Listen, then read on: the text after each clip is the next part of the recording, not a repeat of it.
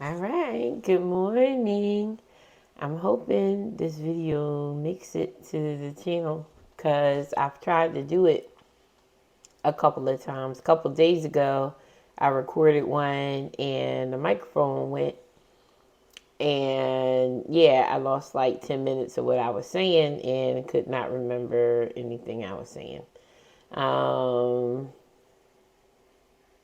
But mostly, I'm grateful this morning. And I've been having like a lot of great conversations that help me learn and offer different perspectives. Some of the things that I've enjoyed, particularly, was a conversation I had with some poet friends about age of like adulthood, and it was like, yeah, 18 is old enough for the military but not to drink. Like, that's crazy. And then we were saying that even like 21 is too young. Probably mid 20s was our consensus for uh yeah, when things are kind of like, oh, I know something to take a couple of steps in the world. um but yeah, that was something. I enjoyed that conversation a lot. I thought the age should be older because I just turned 50, and I said I'm just feel like I'm getting the hang of things, like which controls are mine, which are the others. If these are mine, how do these Jones work? How to manage myself if I'm having a glitch, those types things. And yeah, so I'm appreciative of that, and it helps things seem a lot calmer. Um, the funny part is, it also helps me.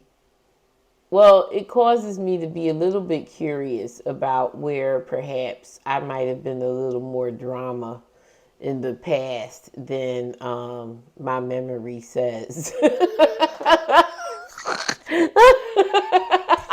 Like, yeah, maybe it was me back then. Maybe not all of it, because it always takes two. Not all of it, but maybe sometimes I was crying, "Woe is me." It was just me, or maybe perhaps I had more power in the situation, more say so in the situation um, than I was aware of at that time. And when thoughts like that, or those memories, come forward, at times there's temptation, or like I feel emotional, and it's time to. There are temptations to agree with those emotions, like, oh, I shoulda, or oh, I coulda, I would have. But I've learned to ask myself like a subsequent question about that. Like, if I believe that, why do I believe that, right? Or like, why didn't I do it? And there's always a reason, which is usually because I didn't know. You know what I'm saying? Like, and when I admit that maybe I did something that seemed like underperforming in my perspective, um, I and say, well, I didn't know any better. Like, that's real and that's fair. And it gives me an opportunity to notice the things that I've learned post that experience. It gives me an opportunity to see where I have also integrated that new learning. Like, I've moved differently. Like, look, see, yeah, that was a mistake. We don't make those mistakes anymore, or this is what we learned from that mistake. Um, I have a tattoo, the Sankofa bird, and it has like a little pebble that is putting on his back, but it means like, go back and get it. So you go back to your past and you take the thing that you could learn from, and that's what you carry forward. Is the lessons. Like, of course, if we go rummaging around in the memory, in our mind and dig up things, and they're still connected with feelings, those emotions are going to be active, right? But our minds don't know that that's make believe. Like if you've seen yourself cry during a movie, or even emote, laugh because you saw someone else laughing, like that's not your experience.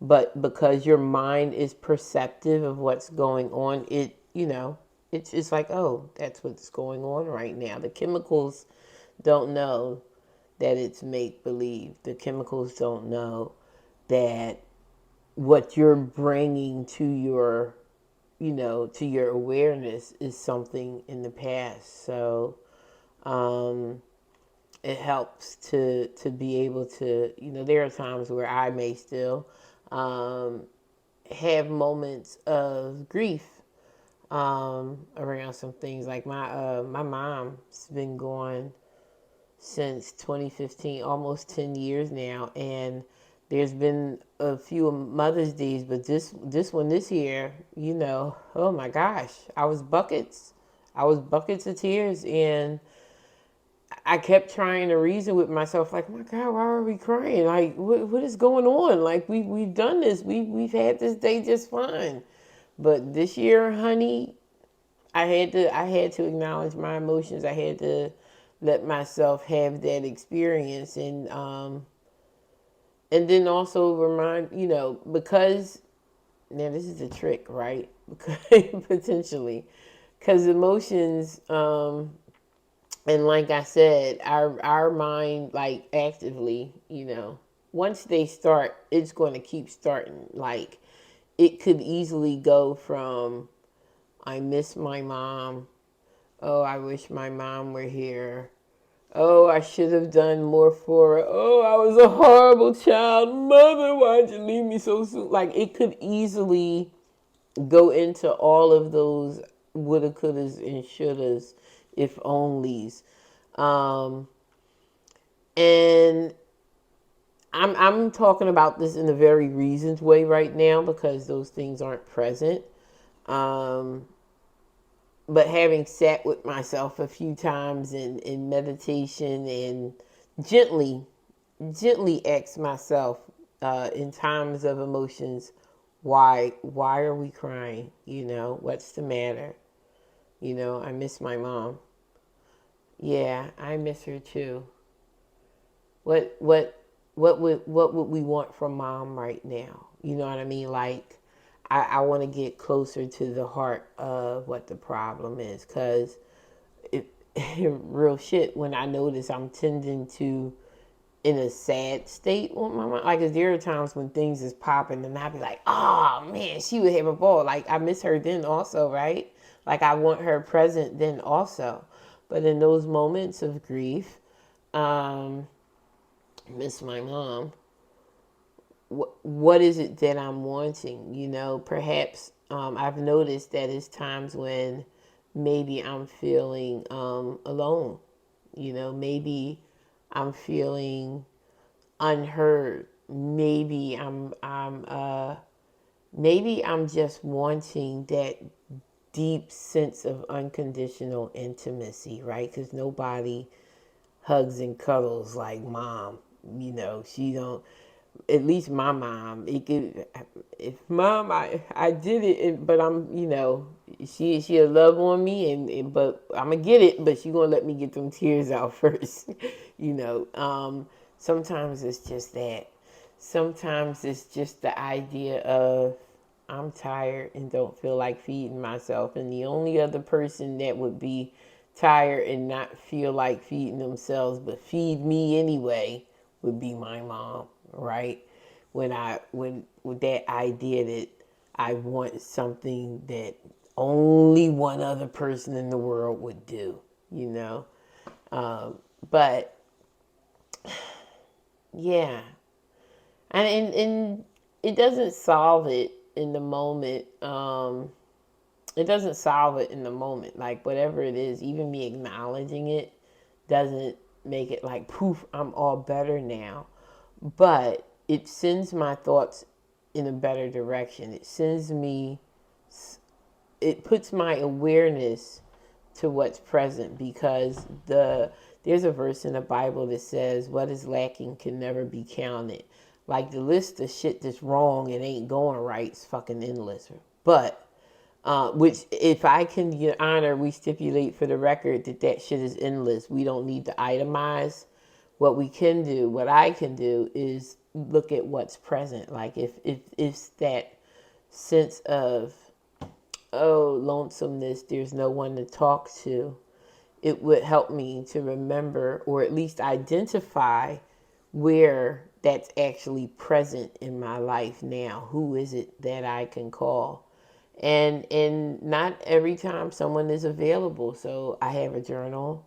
I've learned to use voice memos, and just because sometimes it helps just to vocalize it, to get it off your chest, air it out, and then listen and let me reflect back to me, is something that I've learned to do. If it's, yeah, like now, like I've been hungry and wanting breakfast for a cool minute, and I'm between a rock and a hard place because there's shit in there to cook or fix that I don't want. I want my, I was going to say I want my salmon and potatoes, but I do have a piece of salmon in the freezer, and I will thaw it out. I ain't got no potatoes, but we going to figure out something. Anyway, so yeah, when I notice those things, like if I can identify what that emotion is asking for, because our emotions are like little sensors in a sense. It's drawing our awareness to something. So if we can identify it properly and meet that need and allow the emotion to pass, or allow it to pass and then identify it, it helps us build a stronger vocabulary within ourselves, about our wants and our needs. And then if we can communicate better with ourselves, we can communicate better with other people. So yeah, there's the condensed version of shit I've learned on the road to 50.